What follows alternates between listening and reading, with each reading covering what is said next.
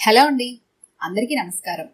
ఈరోజు మనం వి సత్యవతీదేవి గారు రచించిన మార్పు అనే ఓ చక్కటి కథను విందాం. ఇక కథలోకి వెళ్దాం. మీ వరుస నాకేం నచ్చటం లేదు. అన్యాపదేశంగా ఆమె అన్న మాట ఎవరినుద్దేశించిందో తెలియక పేపర్ చదువుతున్న కమలాకరం, సాయంకాలం వంటకి బియ్యం ఏరుతున్న పార్వతి ఒక్కసారే తలెత్తి చూశారు. ఈడొచ్చిన పిల్లకి పెళ్లి మాటలు తలపెట్టకుండా చదువుల పేరు చెప్పి బలాదూరుగా తిరగనిస్తున్నారు. నిష్ఠూరంగా మనసులో మాట బయటపెట్టింది లక్ష్మీదేవమ్మ. అమ్మయ్యా, గుండెల మీద చెయ్యేసుకుంది పార్వతి. అత్తగారికి తనేమన్నా లోపం చేసిందేమో, తన వరస నచ్చటం లేదంటోందని భయపడింది.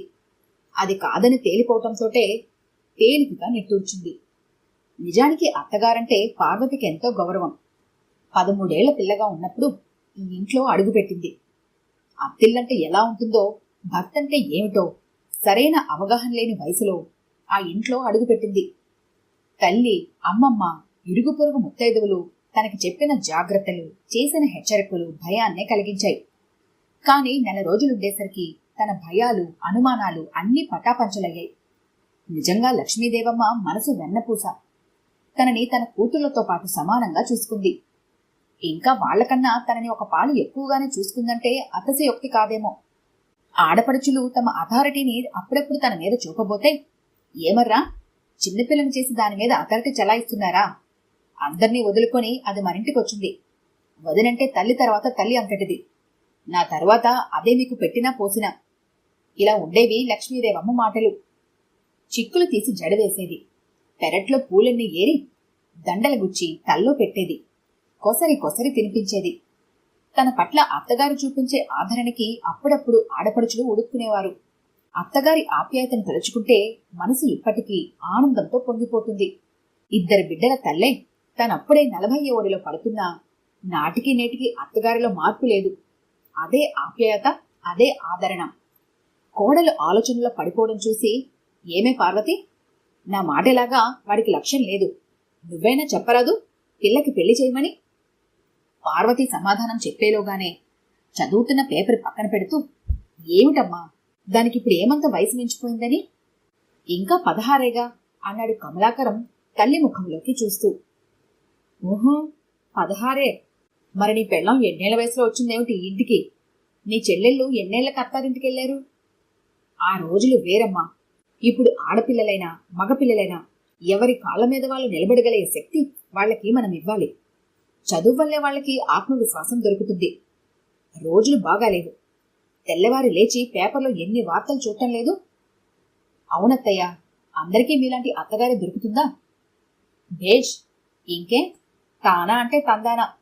మొగుడు పిల్లలిద్దరిది ఒకటే మాట అన్నమాట. మధ్యలో నేనెవర్ని నీ పిల్లల గురించి చెప్పడానికి? చేస్తున్న ఒత్తుల పని అయిపోయినట్టు అవన్నీ డబ్బాలో సర్ది అక్కడి నుంచి లేచింది లక్ష్మీదేవమ్మ. అమ్మకి కోపం వచ్చినట్టుంది. పార్వతి ముఖంలోకి చూశాడు కమలాకరం. అత్తగారి కోపం ఎంతసేపులేండి అన్నట్టు అర్థవత్తంగా నవ్వి తను చేట పట్టుకుని లోనికి వెళ్లిపోయింది పార్వతి. అప్పుడే ఫలహారం కానిచ్చి వరండాలో మంచం వాల్చుకుని విసనకర్ర ఒకటి చేత్తో పట్టుకుని మంచం మీద కూర్చుంది లక్ష్మీదేవమ్మ. అసలే మండు వేసవి. అధికార కోత కొంత, అనధికార కోత కొంతతో కరెంటు ఇక్కట్లు.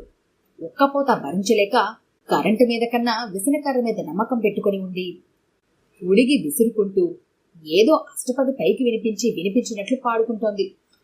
కమలాకరం ఒక్కడే కొడుకు, ఇంటికి పెద్దవాడు. తరువాత 2 కూతుళ్ళు. భర్త ఉండగానే ఒక కూతురికి, కొడుక్కి పెళ్లిళ్ళు అయిపోయాయి. చిన్న కూతురు లక్ష్మి పెళ్లి మాత్రం తండ్రి పోయిన ఏడాది లోపే అయితే కన్యాదాన ఫలం దక్కుతుందని తల్లి కోరేది. ఉన్నంతలోనే మంచి సంబంధమే చూసి చేశాడు పెద్ద కొడుకుగా తన బాధ్యత చక్కగా నిర్వర్తిస్తూ. అందరి సంసారాలు బాగానే ఉన్నాయి. వచ్చిన కోడలు, అల్లుళ్ళు అందరి మంచితనాన్ని తలుచుకొని మురిసిపోతూ ఉంటుంది లక్ష్మీదేవమ్మ. అప్పుడే ఆఫీస్ నుంచి వచ్చిన కమలాకరం లోపలికి వెళ్లి బట్టలు మార్చుకొని భార్య ఇచ్చిన టీ కప్పు అందుకొని తల్లి దగ్గరకు వచ్చి కూర్చున్నాడు. అదేమిట్రా, ఏడైపోయింది, ఇప్పుడు టీ తాగితే భోజనం ఎప్పుడు చేస్తావురా? ఎప్పుడో 10 గంటలకి తిన్న మెతుకులు. పర్వాలేదమ్మా, కొంచెం తలనొప్పుగా ఉంటేను ఇంకో 2 గంటలాగి తింటాలే, ఇంకా 7 కదా అయ్యింది అంటూ, అమ్మా, ఇవాళ లక్ష్మి దగ్గర నుంచి ఉత్తరం వచ్చిందే, బావగారు రాశారు. ఏమిటి, లక్ష్మి దగ్గర నుంచి ఉత్తరం వచ్చిందా? మరి ఇంతవరకు చెప్పవేమిరా? ఏం రాసిందేమిటి? అంతా బాగున్నారా అంటూ ఆత్రంగా అడిగింది లక్ష్మీదేవమ్మ. ఉత్తరం మాట భర్త నోటమాట విని వంటింట్లో ఉన్న పార్వతి కూడా బయటకొచ్చింది. ఆ అంతా బాగున్నారంటమ్మా. లక్ష్మికి నిన్ను చూడాలనుందట. అమ్మని ఒక మారు పంపించు, 10 రోజులు ఉంచుకొని పంపిస్తానని రాసింది. కొడుకు మాటలకి నిట్టూరుస్తూ, అవునరా, నాకు కూడా దాన్ని చూడాలని చాలా రోజులు బట్టి అనిపిస్తూ ఉంది. 2 ఏళ్ల కిందట దాని కూతురు పెళ్లికి అందరం కలిసి వెళ్ళాం. అంతే, మళ్ళీ దాన్ని చూడనే లేదు. అదేంటండి, లక్ష్మిని ఒక మారు ఇక్కడికి రమ్మని రాయొచ్చు కదా, అందరినీ చూస్తుంది అంది పార్వతి అత్తగారి మాటలకు అడ్డొస్తూ. అదెక్కడొస్తుందిలేమ్మా, గంపడంత సంసారం. అత్తగారు మామగారు ఇద్దరు ముసలాళ్ళైపోయారు. చదువుకుంటున్న 2 మరుదులు. పిల్లల్ని ఎవరికప్పచెప్పొస్తుంది? అది జరిగే పని కాదు కాని. ఒరే కమల, నన్ను రేపు రైలెక్కించి బావకి ఫోన్ కొట్రా, స్టేషన్కొచ్చి తీసుకెళ్తాడు అంది లక్ష్మీదేవమ్మ. సరేలే, ఎల్లుండి శనివారం నాకు ఆఫ్, ఆ రోజు వెళ్దూలేగాని అని స్నానానికి లేచాడు కమలాకరం. స్టేషన్లో బండి ఆగగానే కిటికీలోంచి ఆతృతగా ఎదురు చూస్తున్న లక్ష్మీదేవమ్మకి అల్లుడు భాస్కరం త్వరగా అడుగులేసుకుంటూ తన పెట్టెవైపే రావటం గమనించి ద్వారం దగ్గరకొచ్చి, అల్లుడు గారు ఇక్కడా ఇక్కడా అంటూ దగ్గరకొచ్చిన అల్లుడికి సూట్ కేస్ అందించి మెల్లగా బండి దిగింది. గుమ్మంలో రిక్షా ఆగగానే తన కోసం ఎదురు చూస్తున్న కూతురు కనిపించగానే లక్ష్మీదేవమ్మ కళ్లల్లో నీళ్లు తిరిగాయి. అమ్మా, బావున్నావా అంటూ ఆప్యాయంగా పలకరిస్తున్న కూతుర్ని వాటేసుకుని కూతురు వెనక ఎవరో నించొని తన వైపే చూస్తున్నట్టు అనిపించి అటు చూసింది. అదేమిటే లక్ష్మి, అదే మన ప్రేమీల కదూ, ఇదెప్పుడొచ్చిందే అంటూ కూతుర్ని వదిలి మనవరాల దగ్గరికొచ్చి, ఇదేమిటే ప్రేమీల, ఇలా అయిపోయావు? ముద్దబంతి పువ్వులా ఉండేదానివి ఇలా చిక్కి శల్యమైపోయావేమిటే తల్లి, అసలు పోలిక పట్టేట్టే ఉన్నావటే అంటూ చెయ్యి పట్టుకుని దగ్గరికి లాక్కుంది. అమ్మా, తర్వాత తాపీగా మాట్లాడుకుందాం, లోపలికి రా అంటూ లోపలికి దారి తీసింది లక్ష్మి. భోజనాలయ్యాయి. తల్లికి పెరటి వరండాలో మంచం వాల్చి తలగడ పెట్టి తల్లి పడుకుంటే పక్కనే కూర్చుంది లక్ష్మి. ప్రమీల కాస్త దూరంలో కూర్చొని భోజనం చేసిన గిన్నెలు కడుగుతూ ఉంది. ప్రమీల ఎప్పుడొచ్చిందే? దాని కాపురం ఎలా ఉంది? దాని పెళ్లికి రావడమే, మళ్ళీ దాన్ని చూడలేదు. ఏంటి అలా చిక్కిపోయింది అంటూ ఇందాకల నుంచి అంటూ చాలాసేపటి నుంచి మనసులో దొలుస్తున్న ప్రశ్నల పరంపరని విడుదల చేసింది. అమ్మా, ప్రమీల కాపురం గురించి ఏం చెప్పమంటావు? మంచి సంబంధమని తెగ సంబరపడిపోయాం అందరం. కాని వాళ్ళు డబ్బు మనుషులమ్మా. 1 సంవత్సరం సజావుగానే సాగింది దాని సంసారం. ఇప్పుడు దానిలోని లోపాలన్నీ వాళ్ళ భూతద్దంలోంచి చూస్తున్నారు. నాడు 4 చదివి ఆపేసిందంటే పర్వాలేదులేండి, ఇంట్లో వంట వార్పుకే కదా అనేశారు. ఇప్పుడేమో చదువులేని పల్లెటూరు ముద్దని వెక్కిరిస్తున్నారట. చదువుకున్న అమ్మాయి అయితే ఎంత చక్కగా ఉద్యోగం చేసి డబ్బులు వేలకి వేలు సంపాదించేదట. ఇచ్చిన ₹1,00,000 కట్నం ఇప్పుడు వాళ్ళ కళ్ళకి ఆనటం లేదు. గడిచిన 6 నెలల్లో 2 పర్యాయాలు ఇక్కడికి తరిమేశారు. స్కూటర్కి డబ్బులు తేని ఏదో ఆఫీస్ డబ్బులు వాడేసి ఇబ్బందుల్లో పడ్డాడని ఒకమారు 50,000, ఒకమారు 40,000 ఇచ్చి పంపించాం. ఇప్పుడు మళ్లీ 4 రోజులైందొచ్చి ఏదో ఫ్లాట్ అమ్మకానికి వచ్చిందట. 3 లక్షలు తెమ్మని తరిమారు. మేము అంత ఆస్తిపరులం కాము. నాన్న ఎక్కడి నుంచి తెచ్చిస్తాడు లక్షలకి లక్షలు అని ఇది వెళ్ళనని మొరాయిస్తే వారం రోజుల పాటు తిండి పెట్టక అత్తా మొగుడు కలిసి ఒళ్ళు చితక పొడిస్తే ఇక భరించలేక వాళ్లతో చెప్పకుండా రైలెక్కొచ్చేసిందిట.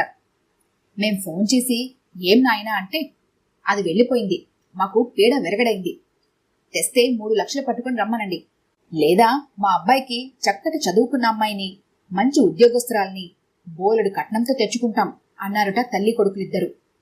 మీ అల్లుడే స్వయంగా వెళ్లి మాట్లాడతానంటే చస్తే నేను ఆ గుమ్మం తప్పును, మీరు వెళ్లొద్దు, నన్ను బలవంతం చేశారా నేను ఊరేసుకొని చేస్తాను అంటోంది. లక్ష్మి కళ్లల్లో నీళ్లు తిరిగాయి. అదేమిటే అంత పాపిష్టి వెదవలు? బంగారం లాంటి అమ్మాయి, ₹1,00,000 కట్నం లాంఛనాలతో వస్తే వాళ్ళకి చాలింది కాదా? వాడేం పెద్ద కలెక్టరా? చేసేది బోడి గుమస్తాగిరే కదా. లక్ష్మీదేవమ్మ అక్కసు వెళ్లబుచ్చింది. ఇప్పుడు మీ అల్లుడు చాలా విచారిస్తున్నారమ్మా. ప్రభుత్వం 18 ఏళ్లొస్తే గాని పెళ్లిళ్లు చేయొద్దని, ఆడపిల్లల్ని కూడా చదివించాలని ఎంత గోల పెడుతున్నా మన చెవెన పడట్లేదు. హాయిగా దాన్ని ఈ డిగ్రీ వరకు చదివిస్తే ఎంత బావుండును. దాని కాళ్ల మీద అది నిలబడి దాని జీవితాన్ని చక్కదిద్దుకోగలిగే శక్తి దానికుండును. లోకం తెలియని వయసులోనే పెళ్లి చేసేశాం. దాని జీవితాన్ని మనమే పాడు చేశామంటూ ఆఫీసులో ఉన్నంతసేపు ఏమో కాని ఇంట్లో ఉన్నంతసేపు ఒకటే దిగులుతో బాధపడుతున్నారమ్మా. ఇటు పిల్ల జీవితం ఇలా అయిందని బాధపడాలా, అటు భర్త దిగులుతో తిండి కూడా సరిగా తినడం లేదని బాధపడాలా? లక్ష్మి చెంగుతో కళ్ళు తుడుచుకుంది. కూతురి మనోవేదన అర్థం చేసుకున్న లక్ష్మీదేవమ్మకి మనసు కలతపడింది. ప్రమీల జీవితం నాశనం కావడానికి తాను కూడా ఒక కారణమే. అది 11 ఏళ్లకి రజస్వల అయింది మొదలు అల్లుణ్ణి కూతుర్ని పిల్లకి పెళ్లి చేసేమని తెగ నసిపెట్టింది. దానికి తన బియ్యపురాలు బియ్యంకుడు కూడా వంతపాడారు. అల్లుడికి మనసులో ఏముందో కాని పైకి వ్యతిరేకత చూపించలేదు. ఇక అమ్మాయి అయితే ఎప్పుడు దాని అభిప్రాయం పైకి చెప్పలేదు. భర్త అత్తమామలు ఎంతంటే అంతే. ఇప్పుడు పిల్ల జీవితం ఇలా అవ్వడానికి భాగ్యులెవరు? తామంతా కాదు. లక్ష్మీదేవమ్మ ఆలోచనల పరిధి పెరుగుతున్న కొద్దీ కొడుకు జ్ఞాపకం వచ్చాడు. అవును, వాడు చేస్తున్న పని సరి అయినదే. ఆడపిల్లల్ని ముఖ్యంగా చదివించాలి. పెద్ద పెద్ద చదువులు చదివించాలి. దుర్మార్గుడైన భర్త పీచమడిచేటట్టు వాళ్ల ఆత్మవిశ్వాసం పెంచుకోవాలి. లక్ష్మీదేవమ్మ కూతురు దగ్గర వారం రోజులున్నాక కొడుకు దగ్గరికి ప్రయాణం కట్టింది. వెళ్లే ముందు అల్లుడితో అందరి ముందు, నాయనా భాస్కరం, ప్రెమిలని మళ్లీ చదివించు, పెద్ద చదువులు చదివించు, మంచి ఉద్యోగం వచ్చేటట్టు చూడు, అశ్రద్ధ చేయకు అంటూ మరీ మరీ చెప్పింది.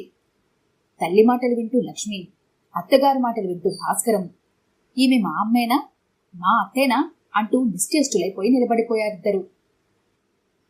ఈ కథ కనుక మీకు నచ్చినట్లయితే లైక్ చేయండి, షేర్ చేయండి. మరిన్ని ఇంట్రెస్టింగ్ కథల కోసం మా ఛానల్ని తప్పకుండా సబ్స్క్రైబ్ చేసుకోండి.